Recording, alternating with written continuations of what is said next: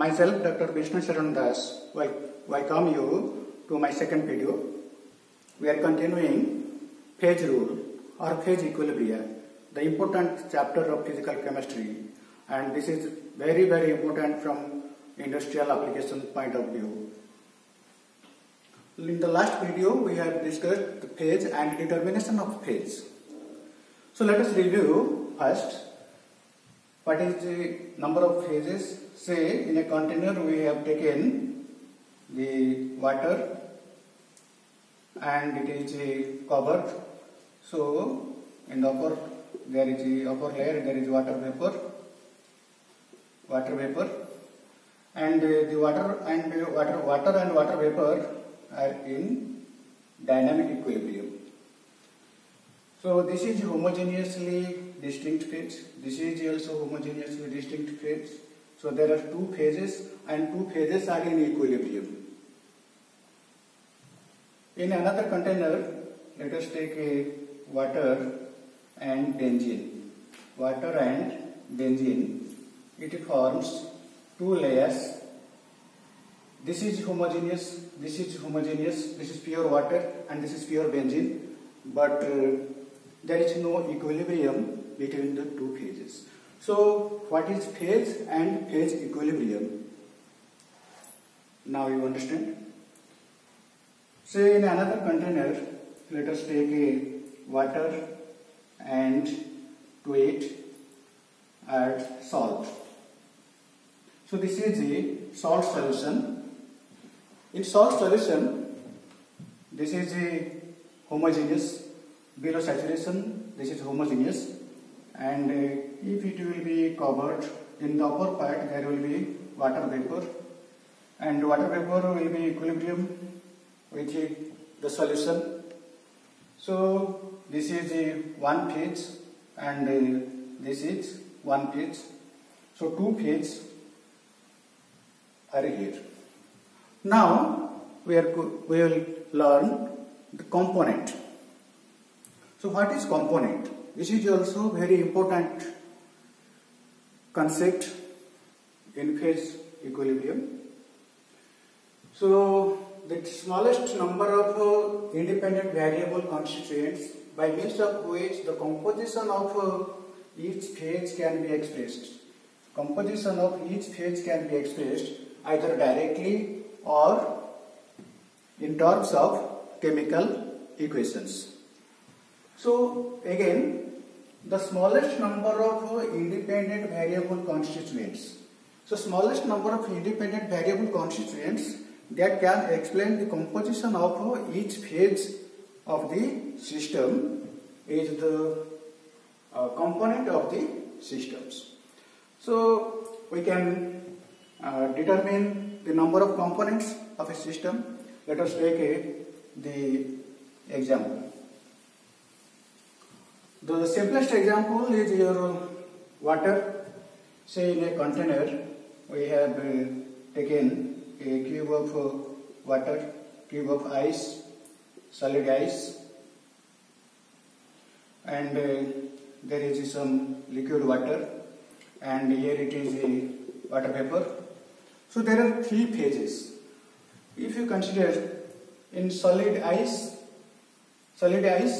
there is water. In vapor, there is water. In liquid, there is also the water.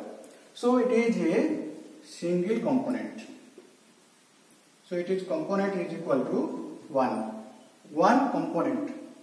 The smallest number of independent variables. So one variable. In vapor phase, there is water. In the liquid phase, there is water. And in the solid phase, there is water. So this is one component.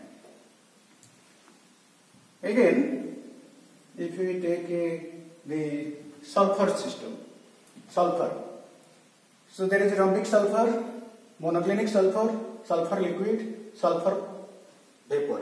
So there are four phases, and also there are four different species. So how many components are there? So it may be rhombic sulfur, is sulfur. If you take sulfur, monoclinic, there is also sulfur. In liquid sulfur, there is sulfur. In vapor phase, there is sulfur. So if you take single phase, single component, that is sulfur, it explains all the 4 phases of the system. So the smallest number of component, that is sulfur here, it explains all the 4 composition of all the phases. And in this case, the smallest number of independent variable, that is water, it explains this vapor phase, the liquid phase and the solid phase. So the component is 1. But there is another way we can determine the component of the system by using the relationship C is equal to N minus E. So C stands for component, N number of constituent species, and E stands for the relations between the constituents. So already we have determined the constituent component of a water system, that is 1, and component of a sulfur system 1. And now we will verify using that model C is equal to N minus E. So in here ice equilibrium with the water, water equilibrium with water vapor. So number of species, number of constituents, here the number of constituents is equal to 3. So C is equal to number of constituents is equal to 3. And number of relations, say ice equilibrium with the water and water equilibrium with water. So number of relations among the constituent species, that is 2. So this is equal to 1. So by applying the relationship, we have determined the component of the system C is equal to 1. Again, consider the sulfur system. We have rhombic sulfur, monoclinic sulfur, liquid sulfur and sulfur vapor. So 4 different constituents. So for this C is equal to 4 number of constituent species. The number of constituent species means the species which can be separated from the rest. So, and the relationship between the number of the constant species. So rhombic sulfur equilibrium with monoclinic sulfur, there is one sulfur relation. Monoclinic sulfur changes to liquid sulfur equilibrium with the sulfur vapor. So there are 3 relations. So this is 4 minus 1 is equal to 1. So the number of components is equal to 1. And we have taken the salt solution. In the salt solution, here number of components we have to determine. So how many species? So this is solution, this is one species, and water vapor is one species. The salt in the solution is one species. So salt plus water vapor, there are 3 species: salt plus water plus water vapor. So N is equal to 3. And number of relations among them. So one relation, the water vapor and the solution, they exist in equilibrium. So number of relations is 1. So number of component is equal to 2. Okay. So these are the simplest systems, and we have verified the relationship C is equal to N minus E. Let us take another example. Say calcium carbonate solid, when it is heated, it gives calcium oxide solid, carbon dioxide gas. So how many components are there in this system? So number of species C is equal to the number of species. This is one species, this is one species, and this is one species. So the number of species is equal to 3. There are 3 different species. So number of relations among the species. So there is only one relation among the species. So E is equal to 1. So number of component is equal to 2. So in this case, you can take the calcium carbonate or calcium oxide. Then we can ultimately fix the concentration of carbon dioxide. Let us take calcium oxide and carbon dioxide. If this system calcium oxide concentration is known or the carbon dioxide it is known, then the amount of calcium carbonate is there, it implies, and it can be also known. So the number of components in this case is equal to 2. Let us take another example, that is the decomposition of the ammonium chloride, solid ammonium chloride. When solid ammonium chloride decomposes, it gives ammonia gas and HCl gas. Okay. So how many independent species? How many independent species are there? Number of constituents are there. That is 3. This is the ammonium chloride, ammonia and HCl. So how many relations among them? So relations, this is one relation and there is another relations. If this is happening in the closed vessel, then the partial pressure of ammonia is equal to the partial pressure of HCl. So there is another relation. So the number of relations among them is equal to 2, hence the component is equal to 1. But if the same reaction is carried out in an open vessel, so in that case the number of species is equal to 3, number of constituent species is equal to 3, and there is one equilibrium, one relation, that ammonium chloride, no equilibrium is there, but when ammonium chloride decomposes, it gives ammonia and HCl. So there is one relation. So the number of component is equal to 2. So in open vessel and closed vessel, the number of relations varies and the component becomes 2. Now we will consider this is the simplest system and there is no ions are involving in this case. If we will take the solutions where the ions are there, then how can we determine the number of components? The simplest example, say the calcium chloride, that is 6H2O, okay, plus water.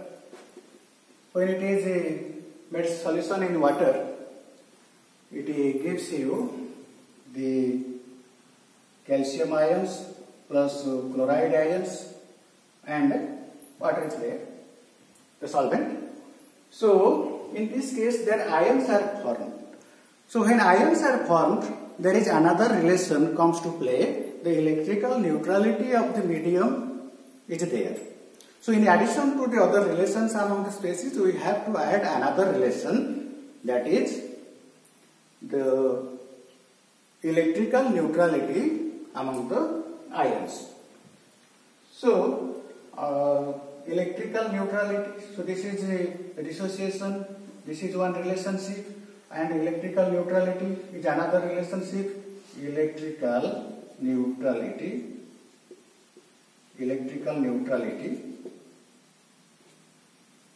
is another relation. So how many species are here? So this is one species, and this is one species, this is one species, this is one species, and if this is a closed container, this is the calcium chloride solution, and here it is water vapor. So the number of constituent species is equal to C is equal to number of constituent species is equal to 5, and the number of relationships, this is one relationship and this is another relationship. So this is another relationship, and one more relationship is there. There is a water liquid and water vapor. So there is another equilibrium. So the number of relationships is 3, and this gives rise to 2. So the number of component becomes 2. Okay. So now let us take another example of this type of solution. Say we have taken the NaCl plus KCl plus water. Okay. So first of all, we have to identify the number of constituent species. The number of constituent species means which can be separated from the system. Okay. So first of all, we have to determine the number of constituent species. Say this is Na plus, Cl minus, K plus, and water is there. So say this is water liquid, and there must be water vapor will be there. So how many constituent species are there? So 1, 2, 3, 4, 5, 6, 7. So we have to calculate C is equal to the number of constituent species is equal to 7. Then we have to find the number of relations among them. So first relation is NaCl. It dissociates to give you Na plus Cl minus into ACl. It dissociates to give you the K plus Cl minus 3. There is a water liquid and water vapor equilibrium. This is one relationship. And fourth one, that is electrical neutrality. Electrical neutrality. So number of relations is equal to 4. So this is equal to 3. So in this particular case, the number of constituent species is equal to 3. Now let us take another example of the buffer solution. Say basic buffer, your ammonium chloride, ammonium hydroxide and water. Then how many components are there in the particular system? That is say ammonium chloride plus ammonium hydroxide plus water. Ammonium hydroxide plus water. So here we have the NH4 plus ion, Cl minus ion, OH minus ion, H plus, that is the H3O plus, ammonia will be there, and water is there, so water vapor must be there. Okay. So let us count the number of constituent species. This is ammonia. So let us count the number of species. So 1, 2, 3, 4, 5, 6, 7, 8, 9. Okay. So this is water vapor. So now we'll find the number of relations. So C is equal to 9, number of constituent species. So number of relations. We have to count the number of relations first. So first of one, that is H2O liquid and H2O vapor. One relationship. 2, ammonium chloride and this gives you ammonium plus Cl minus. Then 3, ammonium hydroxide. This gives you ammonium plus OH minus. Fourth one, the ammonium plus water. This gives you ammonia plus H3O plus. 5, water dissociates to give you the OH minus plus H3O plus. And 6, the electrical neutrality. Electrical neutrality of the medium. So there are 6 relations. So 9 minus 6 is equal to 3. So this is a 3-component system. Okay. So now we learn how to determine number of constituents present in a particular system. So this needs more analysis, more problem solving. It is your lookout to go through the reference books or any books you have and find the constituents of the other systems. Now we have covered the 2 vital points, that is phase and component. I hope you like my video, and if you like, then you share among your friends. It costs nothing for you and no benefit to me. Thank you all for watching this video.